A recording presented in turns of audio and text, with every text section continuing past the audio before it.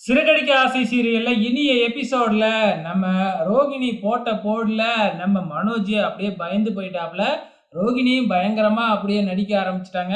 அப்படியே கீழே மயங்கி விழுவுற மாதிரி, அதுக்கப்புறம் எழுந்திரிச்சு என்ன நடந்துச்சு, நான் ஏன் இங்க கிடக்குறேன் அப்படிங்கிற மாதிரி ஆக்ட் பண்ண ஆரம்பிக்கிறாங்க. மனோஜும் அதை நம்பி பயப்பட ஆரம்பிக்கிறாப்ல. இது ஒரு பக்கம் நடந்துகிட்டு இருக்கப்ப, இந்த பக்கம் நம்ம ஸ்ருதி ரவிக்கு ஃபோன் பண்ணி பேசிக்கிட்டு இருக்கிறாங்க. ரவி எப்போ வருவ அப்படின்னு கேட்க, இன்னும் 2 நாள் ஆகும். இங்க கோவாவுல நெறைய ஹோட்டலுக்கெல்லாம் போய் விசிட் பண்ணிக்கிட்டு இருக்கோம். அங்க இருக்கிற சாப்பாட்டெல்லாம் பார்த்துட்டு, அந்த ரெசிபியெல்லாம் தெரிஞ்சுக்கிட்டு வந்து, ஹோட்டல்ல இன்ட்ரோடியூஸ் பண்ணலாம்னு இருக்கோம் அப்படின்னு சொல்ல, "அப்படியா?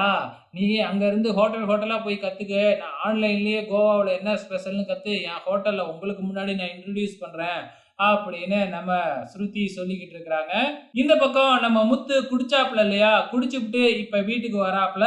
வீட்டுக்கு வந்த உடனே மீனாவோட பேக்க எடுத்து, "இந்தா நீ கிளம்பு. நீ போறதா போ. நான் குடிச்சிட்டு தான் வந்திருக்கேன்." அப்படின்னு சொல்ல, "நான் போமாட்டேன். இங்க தான் இருப்பேன்." அப்படிங்கிற மாதிரி சொல்றாப்ல.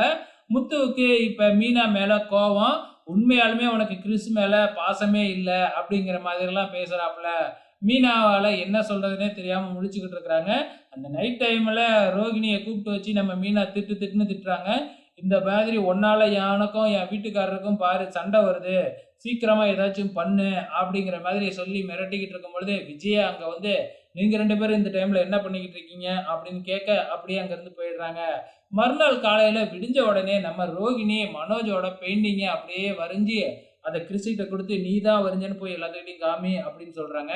கிறிஸும், "இல்ல, இல்ல மத்தவங்க வரைஞ்சத எப்படி நான் வரைஞ்சதுன்னு சொல்ல முடியும்?" அப்படின்னு சொல்லி பார்க்குறாப்புல. "இல்ல அம்மா சொல்றேன்ல போய் காமின்ன." உடனே கிறிஸும் அதே மாதிரி போயிட்டு மனோஜ் கிட்ட காமிக்க, "நல்லா இருக்கே." அப்படிங்க. உடனே அண்ணாமலை, ஸ்ருதி, முத்து எல்லாருமே வாங்கி பார்த்துட்டு பாராட்டுறாங்க. விஜயாவும் அத வாங்கி பார்த்துட்டு, "என்ன நல்லாவே இல்ல. மூக்கு முகரெல்லாம் நல்லாவே இல்ல." அப்படின்னு சொல்ல, "இருக்கிறது தானே வரும்." அப்படின்னு சொல்ல, அதுக்கப்புறம் வந்து பார்த்தீங்கன்னா, "நீ வேணுனா பாட்டிய வரைஞ்சு காமி." அப்படின்னு சொல்றாங்க.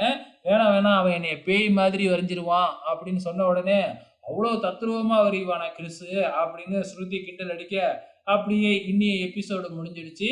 வெயிட் பண்ணி பார்க்கலாம் அடுத்த வாரம் என்ன நடக்க போகுதுன்னு.